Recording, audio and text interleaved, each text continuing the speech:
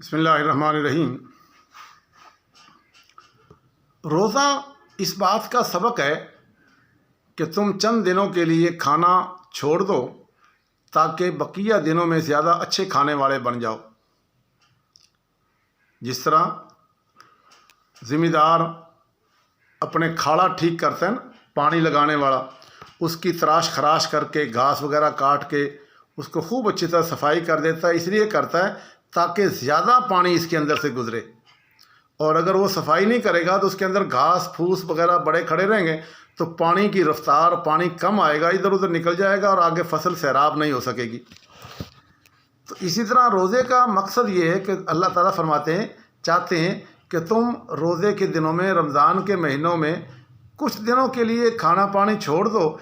इससे तुम्हारे पेट की अंतड़ियाँ और जो सारा सिस्टम है ना, ये नए सिरे से ओवरऑल हो जाएगा और फिर तुम बाकी दिनों में खूब अच्छी तरह खाने वाले बन जाओगे।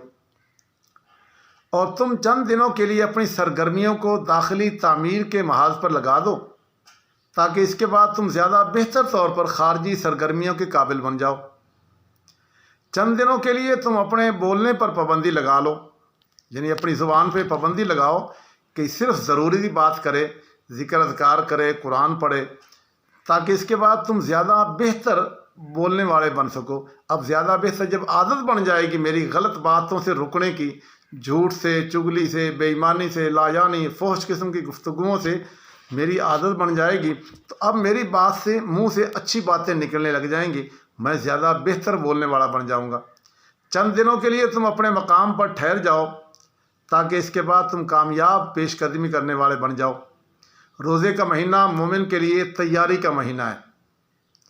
अपनी सोच के मेयार को बुलंद करना, अपनी इबादत में तकवे की स्पिरिट पैदा करना, अपनी रूहानियत में इजाफ़ा करके ज़्यादा से ज़्यादा अल्लाह की कुर्बत हासिल करना, भूख और सहरी का तजर्बा करके अपने अंदर शुक्र का जज्बा और शुक्र का एहसास जगाना, मादी मशगूलियत को कम करके आखिरत की तरफ ज़्यादा से ज़्यादा मुतवज्जे होना, खारजी सफ़र को रोक कर दाखिली सफ़र की तरफ रवां दवा होना, एक महीना का तरबियती कोर्स से गुजर कर पूरे एक साल के लिए शुक्र और तकवा की ग़िज़ा हासिल कर लो, वगैरह वगैरह।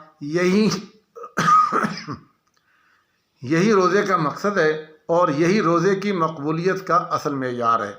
और ये भी याद रखिए, अल्लाह ने फरमाया लअल्लकुम तत्तकून, यानी आप रमज़ान तो बड़े नेक बने रहें, लेकिन रमज़ान के बाद अगर आप नेक नहीं न रह सके तो इसका मतलब ये कि आपको तकवा हासिल नहीं हुआ, आपके रोज़े ने आपको सही फ़ायदा भी नहीं दिया।